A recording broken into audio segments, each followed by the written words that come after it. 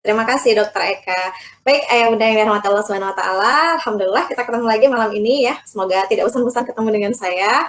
Insya Allah hari ini kita masih dengan tema yang sama, yaitu berbagi kisah inspirasi dari para ulama-ulama besar yang Masya Allah luar biasa. Nanti kita akan kaitkan gimana cerita dari Bunda Nur Alang tentang gimana sih perannya ayah, kemudian perannya bunda, sehingga benar-benar terlihat hasilnya ke anak-anak, bagaimana keseriusan ayah dan bunda kemudian nanti akan menghasilkan anak-anak yang luar biasa ya.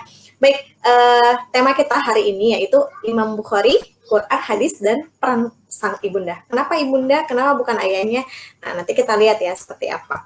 Nah, jadi pasti semuanya udah kenal ya, udah pernah mendengar lah minimal nama Imam Bukhari. Jadi beliau itu karyanya sangat fenomenal sekali, sampai sekarang kita masih pakai ya.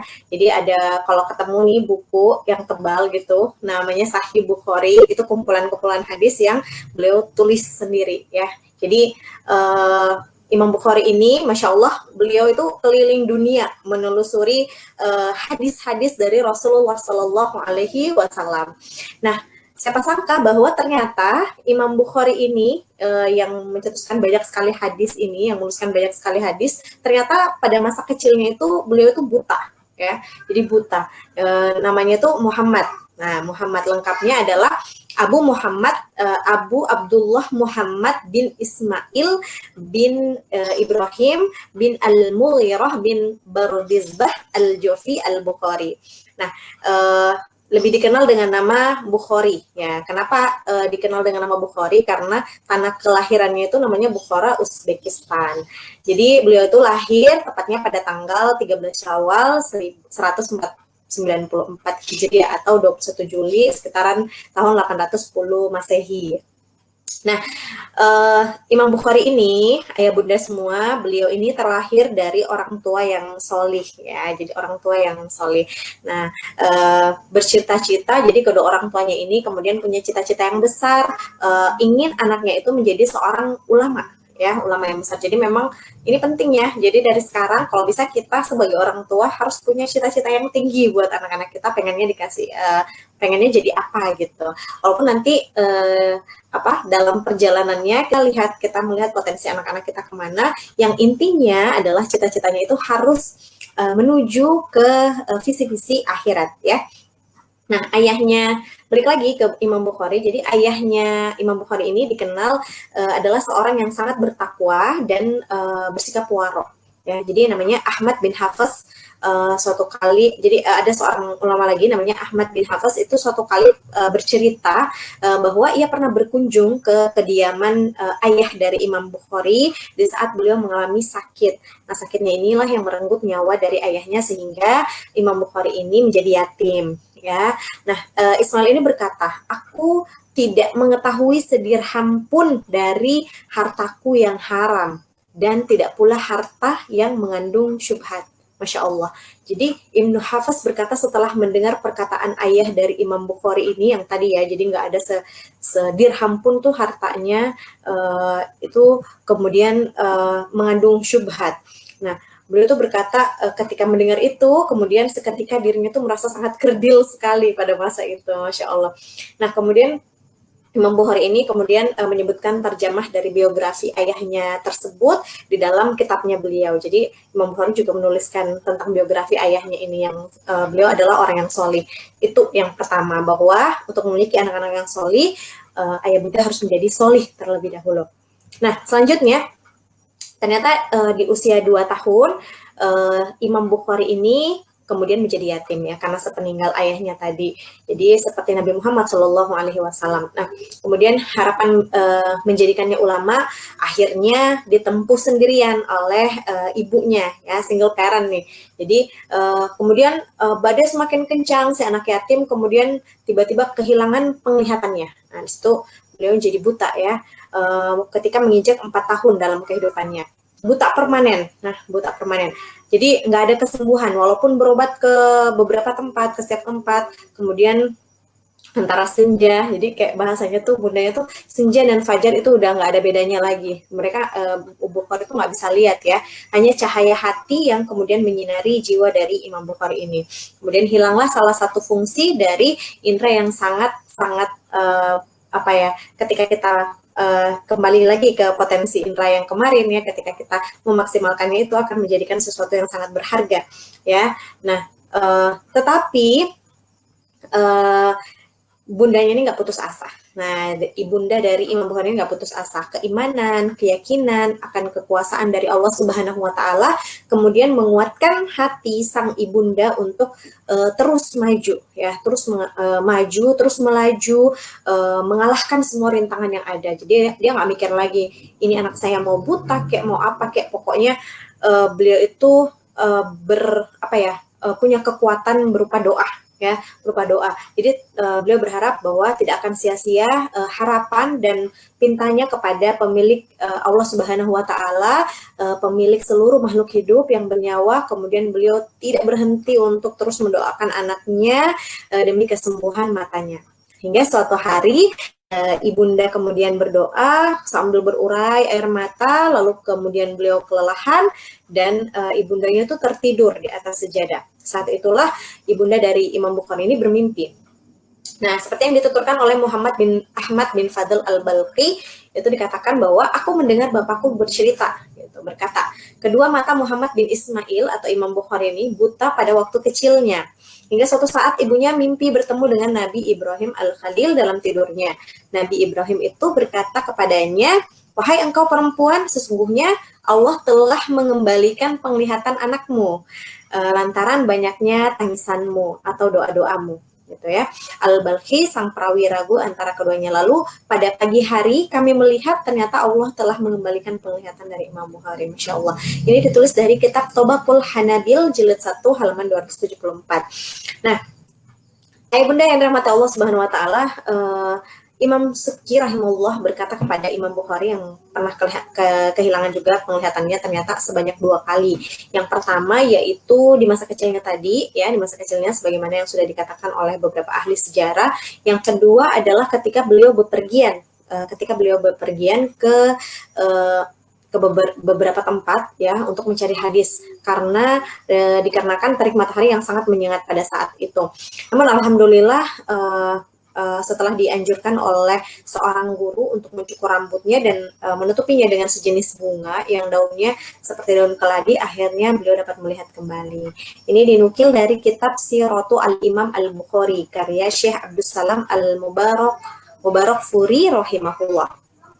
Nah, peran ibunda Imam Bukhari itu tidak hanya mendoakan anaknya ya, tetapi juga bagaimana beliau memperjuangkan dengan gigih pendidikan putranya sehingga menjadi ulama yang besar. Nah, ini ya catatan tadi dari cerita dari Bunda Nur Alam saling berkaitan. Jadi bundanya ini luar biasa memperjuangkan pendidikan putranya hingga beliau menjadi ulama besar.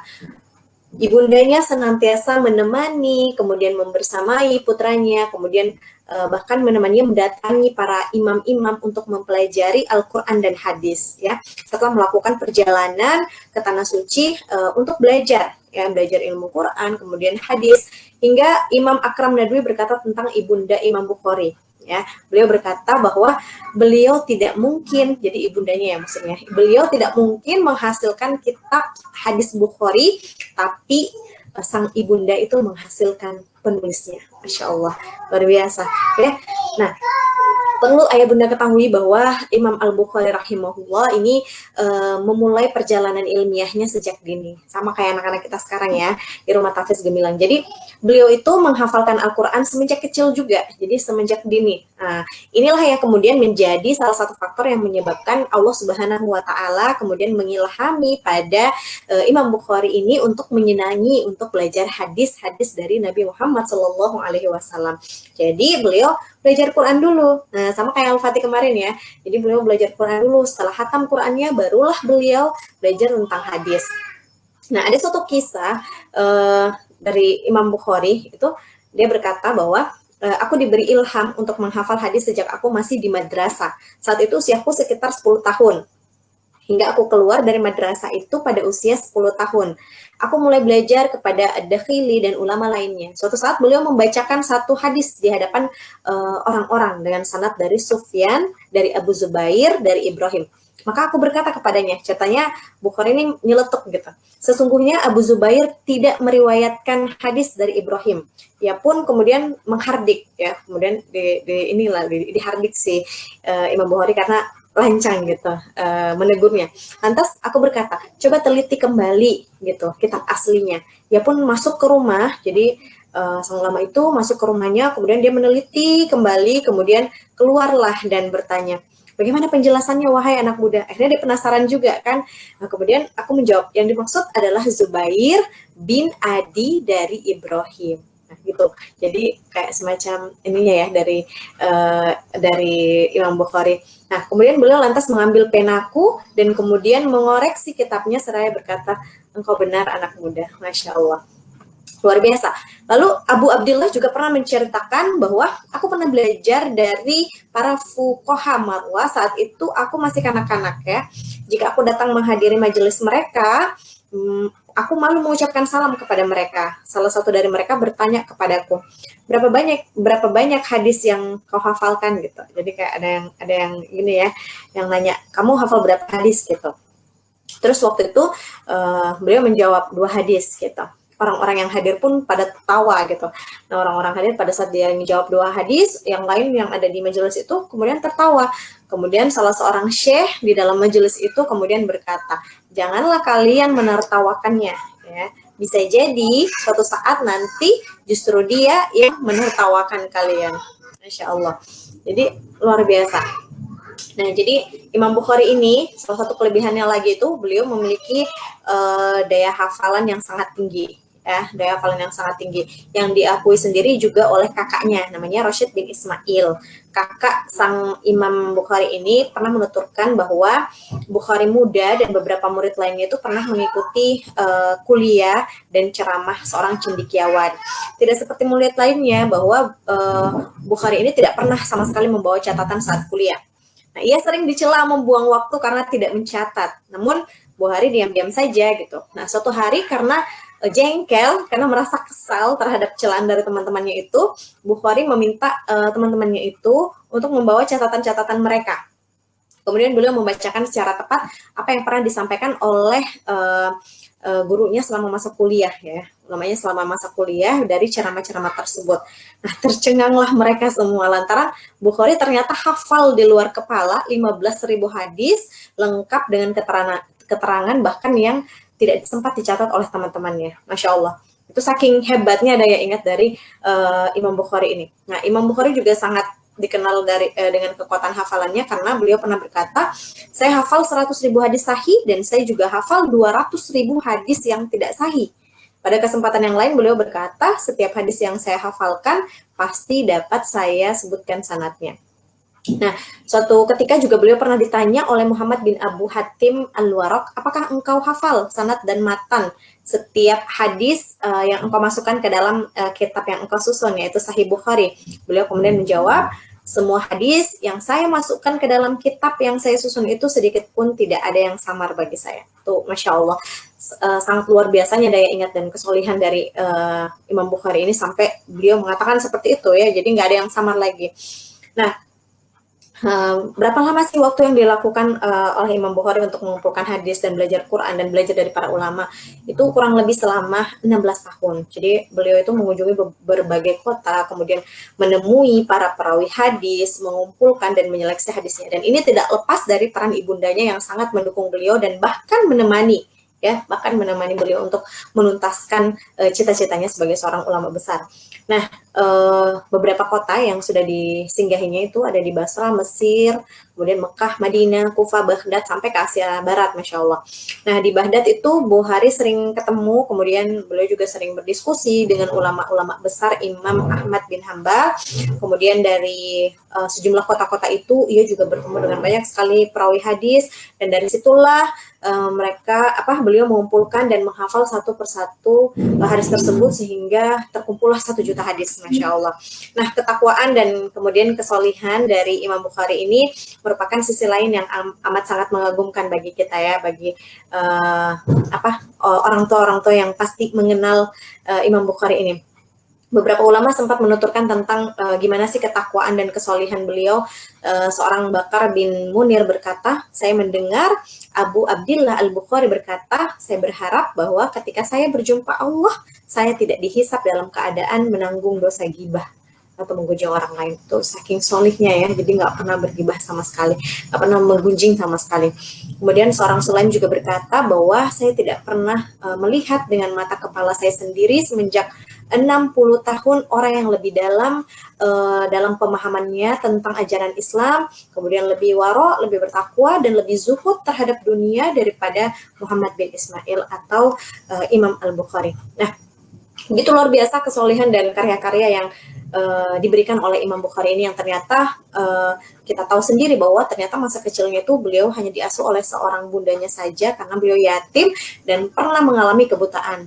Namun, Masya Allah, di tangan seorang ibunda yang solihah, kemudian yang gigih gitu mendidik anaknya, sehingga kekurangan itu kemudian bermetamorfosa menjadi kekuatan dan kehebatan. Dan kita lihat seperti apa sekarang Imam Bukhari dengan karya-karyanya yang masih kita gunakan sampai sekarang ya. Jujur kami masih menggunakan kitab Sahih Bukhari untuk menjadi referensi juga hadis-hadis yang sahih ya, yang bisa kita jadikan acuan. Jadi ayah bunda yang rahmati Allah, semoga kita mampu mengambil pelajaran dan meneladani kisah hidup para ulama dan ibunda-ibunda hebat, orang tua hebat yang ada di belakangnya, yang membesarkannya. Seperti tadi yang dikatakan Bunda Nur Alang, bahwa ternyata ketika beliau riset ya, anak-anak di tahfiz itu, anak-anak yang bagus kekuatan hafalannya ternyata sangat didukung oleh orang tua yang kemudian bersungguh-sungguh dalam mengantar, dalam mendampinginya murojaah, dan memang bersungguh-sungguh dalam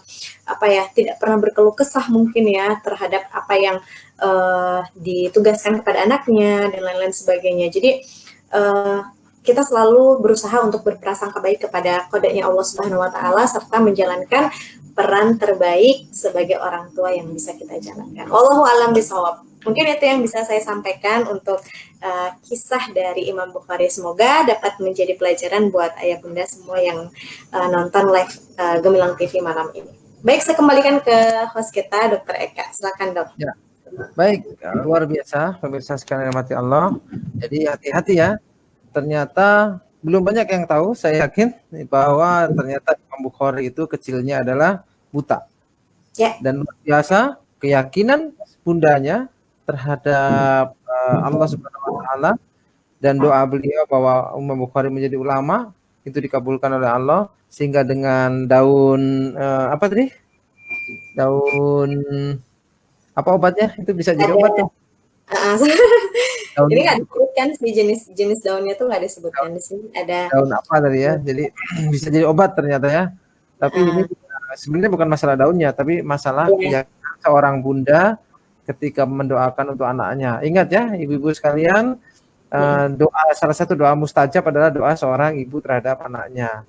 Nah, sementara banyak sekali orang yang konsultasi datang ke kita, pemirsa sekalian, Ustadz, gimana tolong anak saya nakal sekali. Nah, saya bilang, amin gitu ya. Kok diaminkan? Ya, kan ibu baru saja bilang, anak saya nakal sekali. Ingat, perkataan ibu adalah doa buat anaknya. Ya, jadi bahasa-bahasa kamu nakal, kamu ini, kamu itu doa ya. Ternyata ibunda Imam Bukhari luar biasa, tidak putus asa dan benar-benar ya mendampingi. Ada satu kata yang tadi saya menarik sekali dari Ustazah Awalia. Ternyata Imam Bukhari ulama besar yang sampai sekarang karya-karyanya masih kita gunakan, sampai kitab-kitabnya juga masih kita pakai sekarang, itu hanya dalam tanda kutip ya, hanya diasuh oleh ibunya. Bayangkan ini ya, hanya diasuh oleh ibunya. Ibunya ini kemudian yang kemudian mengarahkan kepada ulama ini, ulama itu. Ini luar biasa, sehingga ini dalam tanda kutip, mohon maaf, jangan berkecil hati yang single parent misalnya ya, atau kemudian yang sudah wanita, sudah sekolah tinggi, kemudian di framing oleh masyarakat hanya menjadi ibu rumah tangga. Wahai ibu-ibu sekalian, sekolahlah tinggi untuk anak-anak kalian daripada untuk anak orang lain, kan gitu. Daripada sekolah tinggi untuk anak orang lain, kemudian anak sendiri diatur oleh pembantu. Nah, ini ya. Jadi sekarang sudah bukan zamannya lagi seorang wanita yang sekolah tinggi kemudian di rumah itu merasa rendah. Imam Bukhari itu diasuh oleh ibunya. Baik, luar biasa, mudah-mudahan menjadi inspirasi kita semua. Ustaz Tefri apa monitor? Ustaz Tefri monitor? Belum ya? Baik, kalau gitu saya sampaikan saja ke Bunda Awa. Bunda Awa, ini ada pertanyaan mungkin bisa sedikit dibahas. Ya. Sama nih. Assalamualaikum, Tabe Ustaz. Ini Makassar ya. Tabe Ustazah, bagaimana agar anak-anak hiperaktif mudah mengikuti hafalannya dan metode apa agar anak muda menghafal Al-Quran? Syukur. Baik, ini sebenarnya sudah kita bahas ya di pertemuan kedua dan ketiga, yaitu pola atau gaya belajar anak ya. Jadi di dalam Quran itu sudah disebutkan di surah An-Nahl ayat 97. Jadi Allah mengeluarkanmu dari perut ibumu dalam keadaan kita ini nggak bisa apa-apa ya. Jadi kemudian Allah anugerahkan pendengaran, penglihatan, dan hati. Nah di sini kemudian berkaitan erat dengan gaya belajarnya anak-anak. Jadi ada beberapa tipikal, jadi kita bahas lagi ya. Jadi ada beberapa tipikal gaya belajar anak yang bisa kita pelajari, metode yang visual, kemudian kinestetik dan juga auditori. Nah, untuk anak-anak yang hiperaktif, biasanya sih cenderung itu mereka adalah anak-anak yang kinestetik ya. Nah, untuk anak-anak yang kinestetik, biasanya pendekatan dalam belajarnya itu lebih banyak memang bergerak. Jadi itu jangan sampai kita tiba-tiba menjudge bahwa anak-anak hiperaktif ini atau anak-anak yang banyak geraknya itu nggak bisa menghafal atau nggak bisa mengikuti hafalannya. Jangan sampai seperti itu ya Bunda. Nanti bisa kita teliti bahwa ternyata anak-anak yang ini berdasarkan pengalaman kami juga ya di rumah tahfiz. Jadi ternyata anak-anak itu yang hiperaktif biasanya mereka itu justru pada saat mereka bergerak ya, pada saat mereka bergerak itu sebenarnya mereka masuk aja semua materi pembelajaran itu. Hanya saja mungkin gayanya belajar itu seperti itu sehingga pada saat misalnya ditalkin atau diulangi lagi kembali di rumah itu lebih banyak mainnya. Nah, coba Bunda lakukan pendekatan dengan di rumah ya, di rumah. Kalau di rumah tahfiz pasti beda, soalnya kita harus mengikuti SOP di rumah tahfiz sendiri seperti apa. Nah, kalau di rumah, karena ini kan Bunda yang mendampingi atau ayahnya yang mendampingi, silakan Bunda mempelajari untuk anak-anak yang tipenya kinestetik atau yang hiperaktif ini bisa belajar dengan gaya seperti apa gitu, bisa sambil bermain gitu. Kalau anak-anak saya biasanya memang kalau untuk anak-anak usia dini biasanya itu cenderung hiperaktif ya, cenderung aktif gitu, aktif dalam melakukan segala hal. Jadi kita bisa sambil sambung-sambung ayat, kemudian sambil bermain gitu, sambil main kuda-kudaan sama ayahnya, atau mungkin sambil main seluncuran gitu. Itu untuk di awal, sambil kita terus tanamkan gimana adab yang baik ketika menghafal Al-Quran. Nah, itu kita tanamkan terus sampai akhirnya mereka mudah untuk mengikuti instruksi kita dan akhirnya masuk ke usia yang lebih ini ya, di atas 5 tahun mereka sudah bisa mulai duduk tenang, kemudian akhirnya bisa mengikuti proses pembelajaran dengan baik gitu. Jadi pelajari dulu gaya belajarnya Bunda. Metodenya yaitu anak-anak kinestetik biasanya pendekatannya melalui sentuhan, kemudian melalui gerakan gitu. Insya Allah mereka sebenarnya hafal kok, mereka sebenarnya bisa. Hanya saja mungkin kita belum mengenal gaya belajarnya itu. Oke, itu Dokter Eka.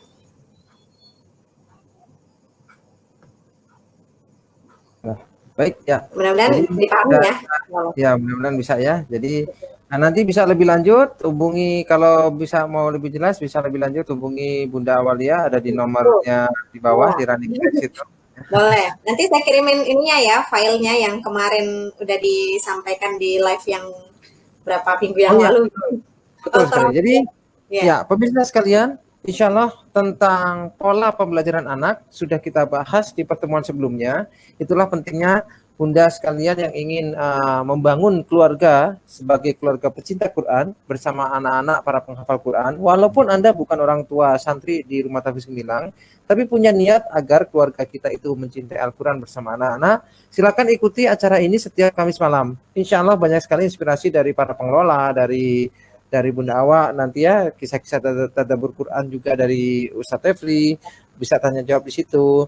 Nah, ikuti terus, termasuk salah satunya adalah pekan kemarin itu kita membahas tentang pola-pola pembelajaran anak. Yang pertama malah ya, 2 pekan terakhir.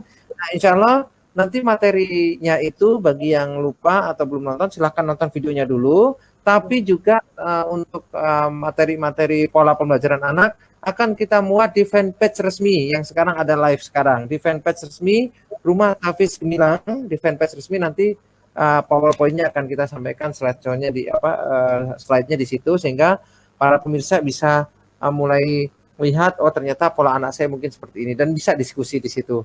Kalau masih butuh dengan pembina parenting silakan hubungi Bunda Awalia, ada di nomor di running text ya. Mudah-mudahan dengan begitu kita lebih manfaat. Baik, pemirsa sekalian mohon maaf sayang sekali ini kita kalau ngobrolin tentang Quran, tentang keluarga, tentang peran ayah dan bunda dalam mendidik putra-putrinya, tentang kemudian keluarga bagaimana caranya berkumpul di surga lagi, itu kayaknya mau 7 hari 7 malam juga nggak akan selesai. Tapi karena kita terbatas waktu, durasi 1 jam, insya Allah kita sudah ada di ending sesi. Mudah-mudahan pekan depan di hari Kamis malam yang sama kita semua masih diberi panjang umur, termasuk ayah bunda juga semuanya sehat sehingga bisa ikut bersama di acara ini. Baik, mungkin Bunda Awalia 1 menit closing statement yang bisa disampaikan kepada masyarakat luas, silakan. Oke, baik ayah bunda yang dirahmati Allah Subhanahu wa taala. Kembali lagi ya, beberapa pekan kemarin kita sudah bahas tentang Zaid bin Sabit, sahabat Rasulullah Shallallahu Alaihi Wasallam, kemudian Imam Asy-Syafi'i, kemudian minggu kemarin Sultan Muhammad Al-Fatih, dan hari ini kita belajar bagaimana Imam Bukhari terbentuk dari peran seorang ibu yang solihah gitu ya. Dan 4 orang besar ini dengan karya yang begitu luar biasa, ada yang menaklukkan Konstantinopel, ada yang dengan mazhab Syafi'inya, kemudian dengan karyanya Sahih Bukhari, kemudian Zaid bin Sabit yang begitu luar biasa juga perjuangannya ketika di eranya Rasulullah Shallallahu Alaihi Wasallam. Ternyata semuanya tidak lepas dari satu adalah mereka semua dekat dengan Al-Quran, ya, dekat dengan Al-Quran, dan mereka semua adalah para penghafal Quran yang menghafalkan Al-Quran di usia belia, gitu ya. Jadi menuntaskan Qurannya dulu, baru ilmu lainnya. Kemudian yang kedua adalah peran orang tuanya. Ada yang peran ibundanya lebih mendominasi seperti Imam Asy-Syafi'i, dan juga yang hari ini kita bahas Imam Bukhari karena memang yatim dari kecil. Kemudian Muhammad Al-Fatih yang kemarin kita bahas adalah peran ayahnya, walaupun tidak luput juga sebenarnya dari peran bundanya. Hanya kemarin key point-nya adalah ayahnya yang begitu luar biasa, bersahabat, kemudian membangun kepercayaan diri anaknya dengan kalimat-kalimat yang luar biasa. Itu adalah kunci sebenarnya ya, 2 itu adalah kunci, sehingga ya bunda semua semoga dengan itu semua kita bisa menjadi pribadi-pribadi orang tua yang bisa menjadi suri teladan bagi anak-anak kita, karena sekali lagi kuncinya adalah di Quran dan juga orang tua.